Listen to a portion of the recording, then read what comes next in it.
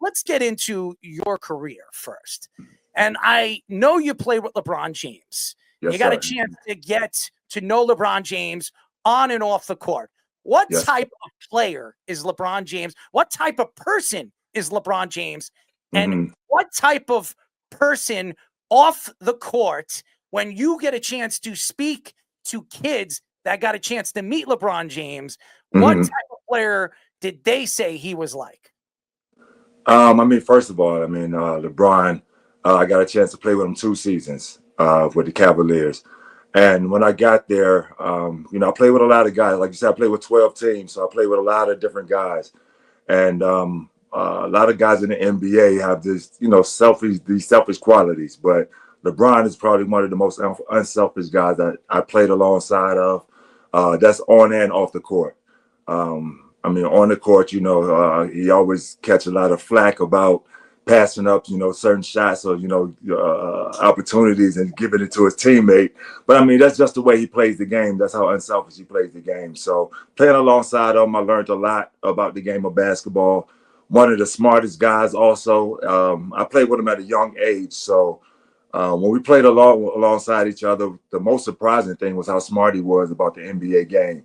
And knowing what defenses want to do to him, knowing where guys need to be on the floor in order for the team to be successful, for the offense to work.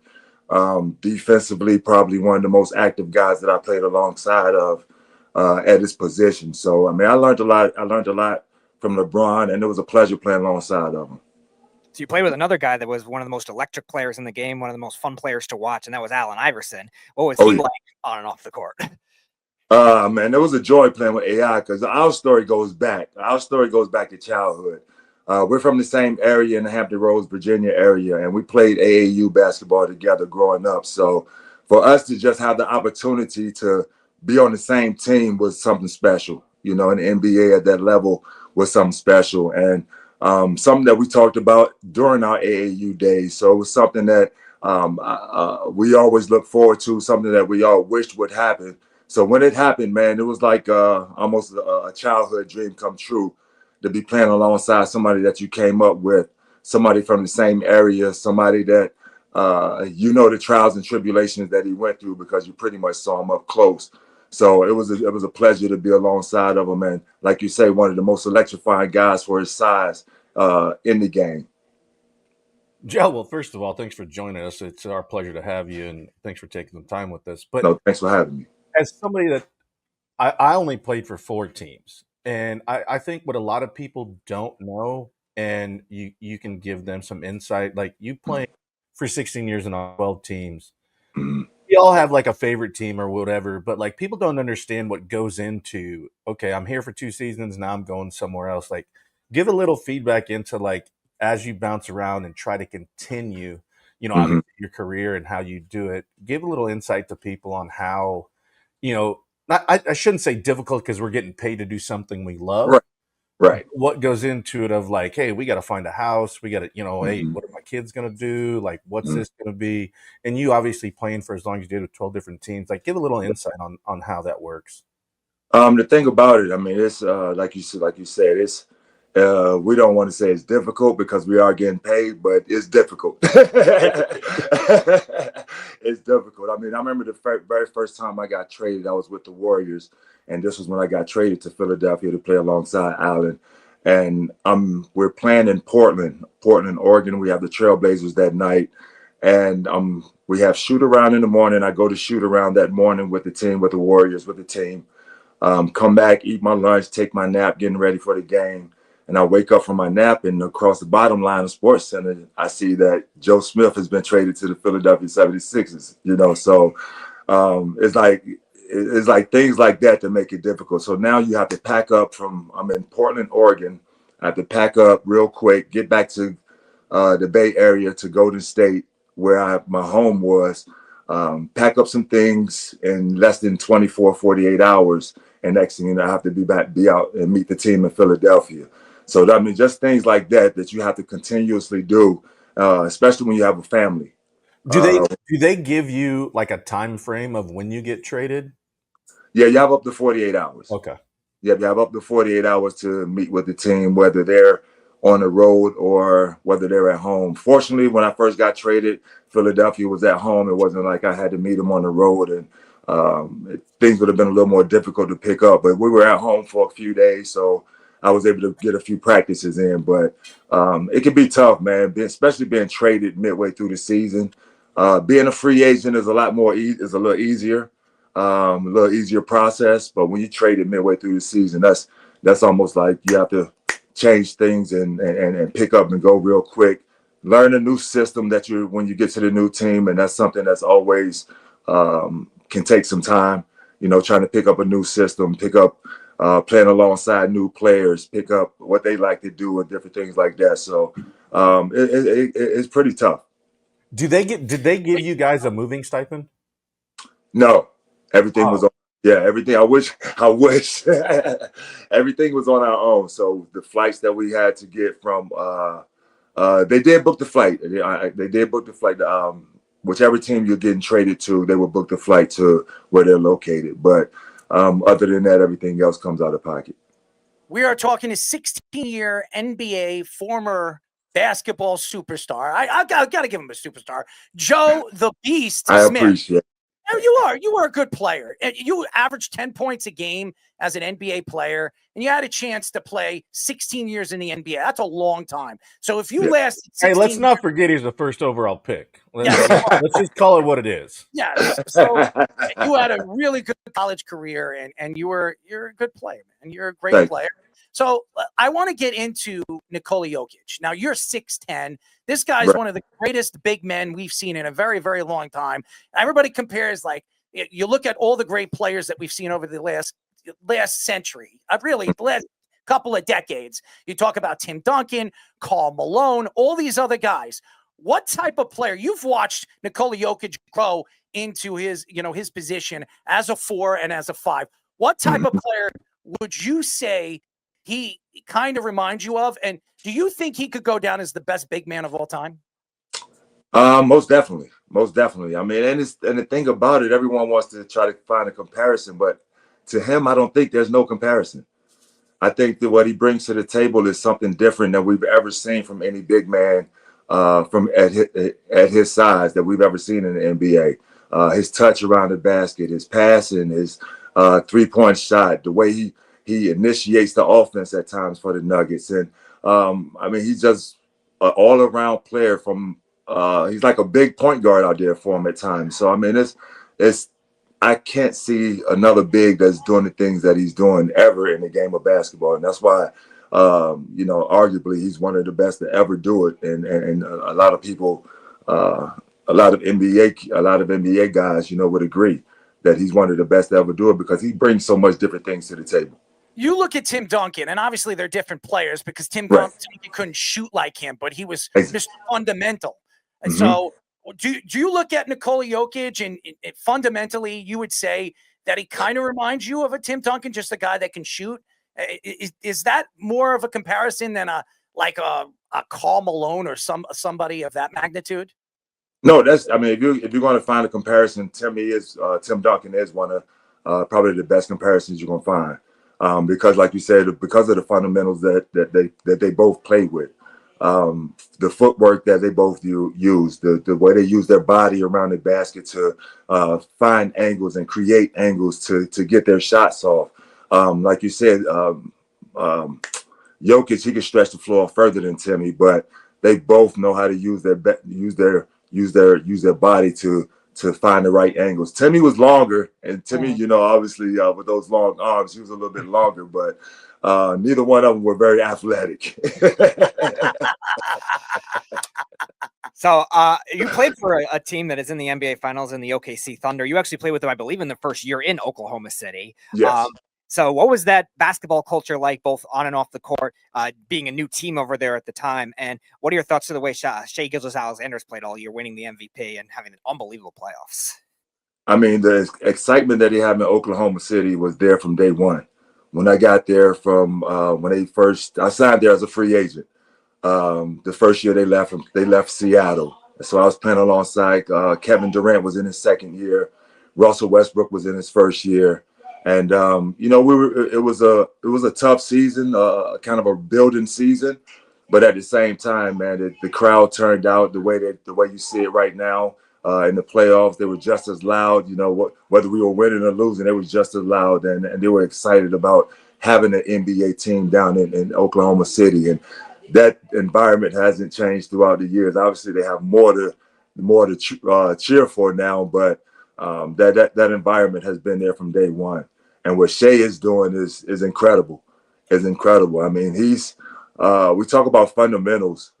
His fundamentals as a guard is just pure.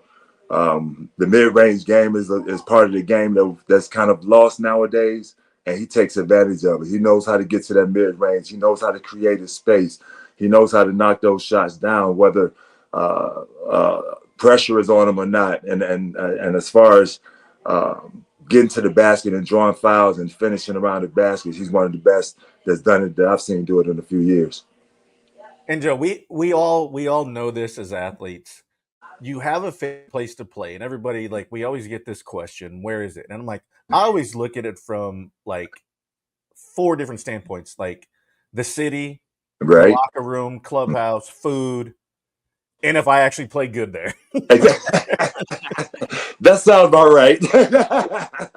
And so, of all your years playing, where was one place you balled out, and where was a place that you loved to play? Like Anaheim, for me, I loved it.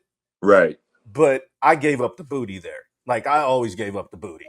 But where was what? Place? What? Oh, yeah. You gave up what? You gave up the booty? Yeah, I lost games there. I pitched. I was about to say, you gave up the booty. What the hell are you doing figuratively, like, of course you would, right? Of course you would.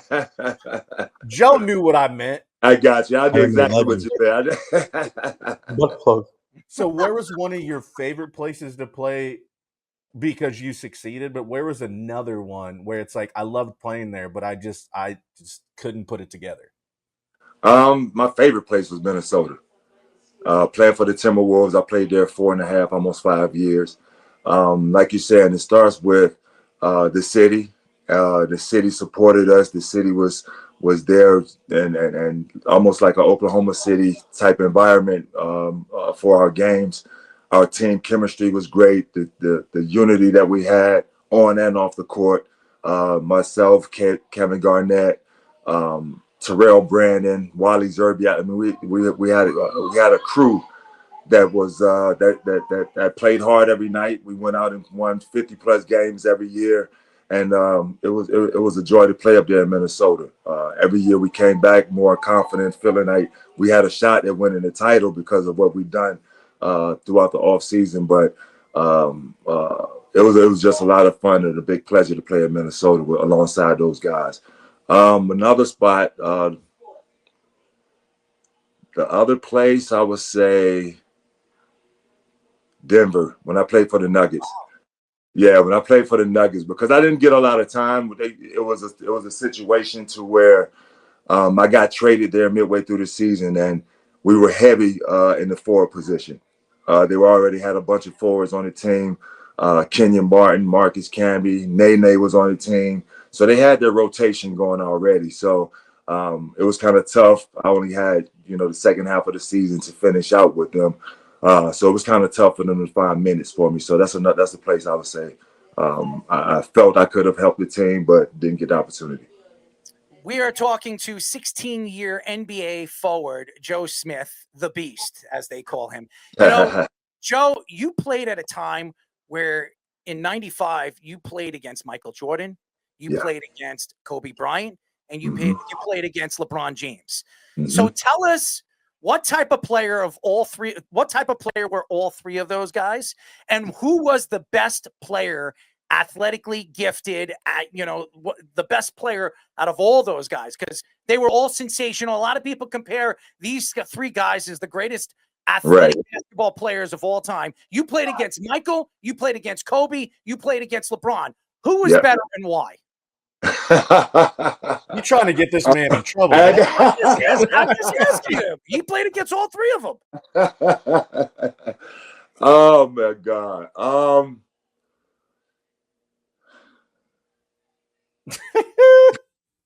on, man. It's just say it. Say it. Oh no. You know who it is. I mean, obviously, I mean, MJ is the greatest. MJ is the greatest. Jordan's the greatest because, a lot of people think that, if he wouldn't have walked away for 2 years, that he would have won. They would have won 8 straight championships. 9. It would have. I'm sorry. They would have won in '99 too. In that short, they would have won 9 championships in a row. 100. Yes. So I mean, when you look at it that way, I would say Mike is the best, probably definitely the most athletic. LeBron is just a freight train, man. He's just strong. He's physical. He knows the game. He's athletic, and it's just tough to say who's the best, man. Well, you just said it was Michael Jordan, but the longevity that he's been playing with, the 40, playing at 40 the way he's playing, man, it's hard to say. I mean, MJ is definitely the best, but LeBron is right. It's like a close second. Kobe is Kobe, man. He was a monster out there on the floor. Guy that just will not be denied. One of those guys that, obviously you put the ball in his hands, he carry your team anywhere. And, he proved that year in and year out. And we knew he had that same attitude and the same determination that Jordan had. So, I think he got a lot of it from, watching MJ and learning from MJ. But he definitely was an animal out there. He was a mimic of Michael Jordan. He really was. He was the exact mimic of Michael Jordan. That's why they were close. He looked up to Michael Jordan. So did LeBron James. LeBron can say whatever he wants. He wore number 23. Of course. Kobe Bryant said that when he was in high school, he wore number 23. Why do you think he was wearing number 23? It was because of Michael Jordan. So there's no lie to that. But first of all, I want to give a shout out to Nathan, because Nathan was the one that hooked us up with each other. And Nathan is our PR manager. How did you meet Nathan, and what type of guy did you like? What type of guy was Nathan when you met him? We was at Fanatics Fest last year up in New York. Mm-hmm. Me and my business partner Tommy, and we walking around, mingling with the crowd, and Tommy actually got his opportunity to meet him first. So I'm talking to a few people, and when Tommy get an opportunity, he tells me that he wants me to meet him, and so when I go meet him, I didn't know what to expect. Oompa Loompa, right? He's like a little Oompa Loompa. Was he selling his custom leashes? I didn't want to say. See, because I don't know how you guys tease him, so I didn't. Hey, Joe, you can tell us how bad his outfit was, though, because his fits are awful. Oh man, I got the picture still. You guys got to see it. Archives. There he is. There he is, Joe. Look at that. Look at this. I'm putting you That's on exactly. Hey, we got some drops for him. Okay, you want to hear some of his drops? Smell my ass. Let me hear. Yeah. Smell my ass. A lot of hot ladies. Breaking news. They call me the ladies man and Mr. Steal Your Girl. I like anal. And with that picture up there like that is perfect. Everything he just said with that picture sitting there is perfect. It look like he's saying it right now as he's sitting there with that picture. I got one for you. Here it is. Joba likes my shrimp cocktail. And he was giving up the booty. Oh my God. What a threesome. I know. Oh my God. What you guys just put him in the studio, just let him go one day? Well, I will say this. He's one of the nicest, kindest people. No question. But he's one of the worst dressers I've ever seen. He is horrible. He wears the same blue blazer. I told him, when you go to these events, you should have all these athletes sign that blue blazer. And once it's all the way signed, frame it or something, because that thing is just like, it's like a rag dog. I didn't see the blue blazer. I have to look for it now. Oh man, it's the blue. We call him the blue blazer. Seriously. and by the way, he wears these army, pants, and he tries to it's so fun. First of all, I love Nifton. I think he's such a kind soul. But man, I got to take him shopping or something, man. This guy needs to learn how to, color coordinate or something, man. Hey, he's all over the place. Did you see what he wore? He wore the other day. He had a polo on with basketball shorts. Yes. He wasn't sure if he was going to a meeting or to the basketball court. He was ready for whatever. Hold on, I think Nifton wants to come in and defend. Joe, look at this. There it goes. What's up, Joe? What's going on, bro? What's up, my guy? Not much. They over here killing you, guy. Yeah. They're killing you. I'm trying to save you. I'm trying to save you. No, but the ladies love my blue blazer, man. All the ladies love my blue blazer. And in black memory erase. Oh, okay. That's why it's always worn. A lot of hot ladies. Okay. Hey, that's your story. You will stick to it. Yeah. Joe, have you ever heard anybody talk about putting a leash on a woman and taking her out for a walk? No. Is that one of your drops or is that real? I'm putting you on a leash now. This guy, we were conversating on this show, and this crazy guy, I said, "What is the craziest thing you would do to a woman?" And he told me he would put a leash on her and take her out for a walk. Oh man!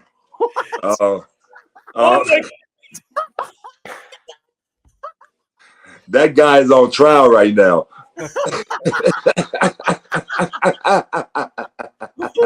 Oh my God! Joe is on trial. We called the trial Unleashed. Dildo. Keep him out of the studio. You gotta keep him away from all the women, man. If you have a kid, if you have a daughter, keep him away. You guys, Joe, you guys are going back to Fanatics Fest? Yeah, we going. Well, LeBron will be there this year. Yeah. We went over the schedule earlier today, and we'll be there. You're gonna catch up with them? Oh yeah. We're planning on being there again because I'm trying to bring in. I'm working on bringing Jahan Dotson with me to Fanatics Fest. The Eagles. Okay. My back out. Huh? Wait, what? Somebody get their back blown out. Nifton's forgetting his own sound bites. I've got one for you. You ready, Joe? This is a good one. My dog wants your pussycat.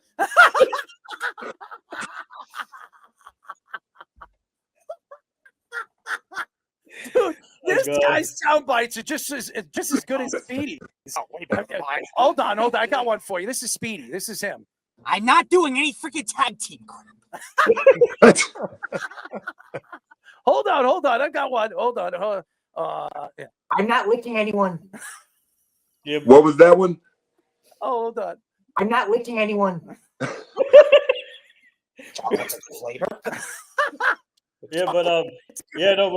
planning on going back, but we're trying to see if we can bring another player in there for Fanatics Fest. So let's see. Okay, yeah, let us know. We got to link up again. Yeah. Well, just make sure you keep the leashes away from this guy. I'm gonna make sure the leashes away. I'm gonna make sure I'm gonna take the blue blazer this time, guys. I'm gonna take the blue blazer from him. That's right. Listen, what I want you to do, Joe, is when he's wearing that blue blazer, I want you to take it off him, and I want you to get a picture, and I want you to take a picture of you holding it up in the air. Hold it up. I got you. Deal. That's a deal. So grab the blue blazer, use it as a cape. You could do a superhero spoof. I don't know. Might really fly away with it, though. Fly away. No. Speedy won't fly away if he's next to Nifton because he'll probably be tied to a leash. So, I do have to be aware of that. It's or you could be Juber. What? Be who? Pull it on my ass. That's a good one. What are we talking about right now? Juber. This makes my pecker hard. I've got good ones for Jabba. You ready? I got good ones for Jabba. Hold on. Pulled it out of my ass. This makes my pecker hard. I've got one. You ready? This is a good one. As long as she's using dude wipes and taking care of my 2-hole, I'm good. What? Joe, the show goes off the rails every once in a while.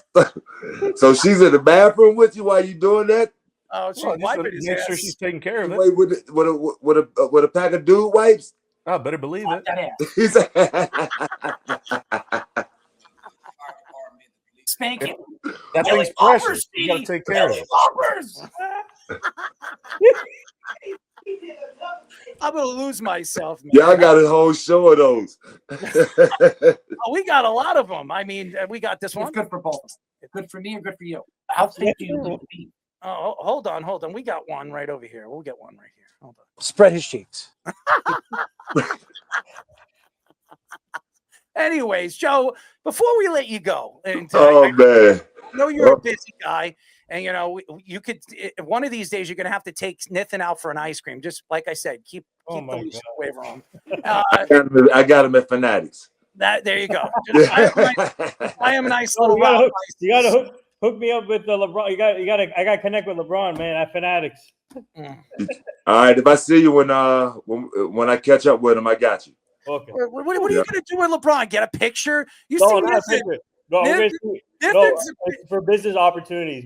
Business opportunities. That actually might make him retire the blue jacket. Yeah, retire the blue jacket. You know what we got to do? We got to get LeBron on this show because we have to get LeBron on this. All right, listen. No chance. That'll never happen. That's not true. Why wouldn't LeBron come on this show? We'll have a lot of fun. No, but you don't know the power of the blue blazer. I was Joe. By the way, I was with last week, and I was with Allen Iverson at the Shop Dynasty Sports. We did a grand opening, and he tied him to a leash. McNabb was there. I'm putting you on a leash now. Deshaun Jackson was there. Really? That was in Philadelphia? Yeah. Oh, okay. Nice. Joe, I farted. Joe, by the way, we also Errol and I do an FM show, and we had a former co-host, Eric Coleman, who's an ex-NFL player, that said James Harden was better than Allen Iverson. Yeah, he's on drugs. What? Yeah. He literally said that. No. Not even close. Not even close. Joe, before we let you go, I would my son's a sophomore in college, and he's playing baseball. But I wanted to get your take from somebody's point of view that played a long time and played around and with some of the greatest to ever do it. Mm-hmm. Do you think kids now, when they become so sports specific, it either hurts them, or do you think it helps to play multiple sports to actually be better at what your sport is? Because I see so many now, it's like, okay, if they don't go to this camp and this camp, only in this sport, and don't do multiple sports where it can help in footwork and just understanding. Do you see that kind of how it's turned from back in the day? Because we played everything back in the day. Exactly. They're sports specific. So have you seen that kind of change in the game a little bit? I've seen a little bit of change with it, but I really encourage all parents, because I have my basketball academy, but I encourage all parents to let their kids play multiple sports. I mean, I played football and basketball growing up. And after I got into the NBA, I wish I would have played more soccer. Just to play some soccer as well. So, I mean, it's for, like you said, for the footwork purposes. But, I mean, I encourage all parents to let you play multiple sports and kind of use those sports to either figure out which one you really love, or use those sports to get better with the sport that you're finally going to go for. Joe, I got something for you to hear. Breaking news. I got to go back off now. You got to go back off what? He's got to go back off now. Oh, back off.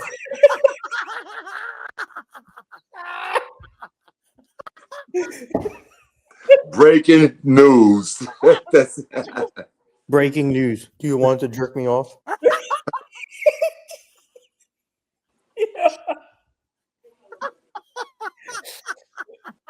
Joe, sorry if we scarred you, dog. Sorry. It's going to be really breaking news if she breaks it. Butt plug. Yum yum. Where's the gin and tonic one? Where's the gin and Oh, tonic? yeah, do the- I've got it here. Here's the gin and tonic. I need a gin and tonic.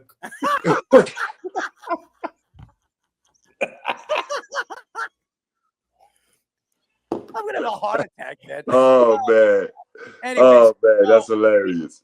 we got to get you on the show again. We had a lot of fun with you. I hope I you would had a love to really come good back. time. And we like to have fun. But before we let you go, your agent is a big fan of Joba's. Am I mistaken? Tom, yep. So Joe, Tommy said he's a big fan of Joba. So when I told him that we're bringing you on the show, and I told him that Joba works for the show, he got excited. He's a big Yankee fan, and Tommy's a big Yankee fan. How about this? How about He this? He told me that he's a big Joba fan too. So How about? He's been for a Yankees fan for years. Yeah. How about this? We'll get something set up, and we'll have Joba send you a signed jersey for your friend. Yeah. Oh man, that'd be awesome. I would appreciate that. Yeah, I'm quite sure he would love that. Yeah, for sure. Joba, is that cool? Is that cool? And then That's Joe will awesome. send you, and Joe, you can send us a signed basketball and Joba. And I got a jersey I can send as well. All right, there you go. Yeah. Joba gets a jersey. Yeah, I got a jersey. Look at this, man. Look at this throwback right here. I see. Yeah. He's always looking down. He's always looking down. I wonder what he was looking at. Oh my god. I was young, dumb, and full of cum back then. I'm sure he was. Maybe he was looking for some shrimp cocktail. I was looking for this. I've been there, Job. I've been there. This makes my pecker hard. Oh my god. You give a 19-year-old $1 million, you can go ahead and go do some dumb shit. Made my nipples hard. Oh man! All right, Joe. I don't want to scare you off any further. We really appreciate the time. Hey, you want to bring Tommy in here real quick or no? Too late, right? Is he on? I don't know. Is he on? Should I text? Let me see if he's available. Is Tommy available? Do you think he's available? He is available. Okay. He might be listening. I don't know. Old Tommy, Thomas, come on, old Thomas boy. Hey, but Joe, before if we get him on, like, let us know what you're doing and how we can get involved, or our listeners can get involved in the stuff that you're doing. Yeah. Oh yeah. So right now I have my basketball academy, Joe Smith Basketball Academy, and where I'm right now in the Norfolk, Virginia area, but it's something that I've been doing around the country, as many places as I can, just coming, mentoring, training, working with skills and development with our youth, and giving back to the community that way. We talked about fundamentals earlier, and I think that's something that we're losing a lot of with the game of basketball over here. So I'm kind of taking it back to the fundamentals with the kid, and really with the kids, and teaching them how to play the game the right way, mentoring them on what they need to do, and you know, how to work the ins and outs of life, you know, pretty much, you know, some of the stuff that I've been through, you know, just to tell them the stories, and trying to teach them the things, what not to do, what to do and what not to do. Tommy's my business partner. He has an IT company, and, you know, we're business partners. So we're bringing sports and IT together for the community.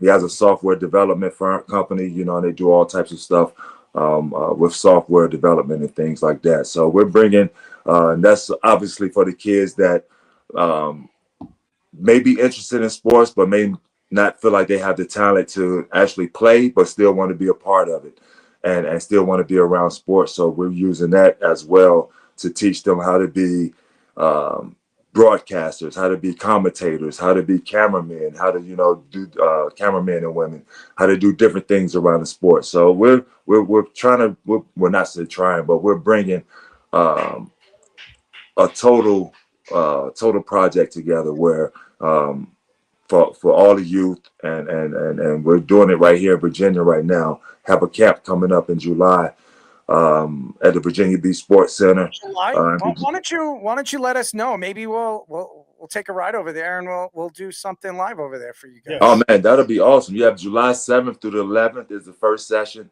and then the second session is July 21st through 25th at the Virginia Beach Sports Center, Virginia Beach. Is there a website where they can look and go for people in the area? JoeSmithBasketball.com. Okay. and give you all the information right there where you can register, you can sign your kid up. If people looking to sponsor kids, you can sponsor kids right there, and we'll get kids out there to the camp. We have something. We have something in August, right? August, we have the ACC Celebrity Golf Tournament, and we're also looking for sponsorships and that we can partner with for that. It's pretty much about ACC legends, guys that played in the Atlantic Coast Conference. We have guys from Maryland, we have guys from North Carolina, Clemson, Virginia, Duke, from all different schools. And we're doing. Last year was just basketball. This year's basketball and football, but it's a celebrity golf tournament, and looking to raise money for a good thing there. Yeah, well, we really appreciate the time, Joe, and we'll definitely get you on again. We'll reach out to you, and we'll have some fun, man.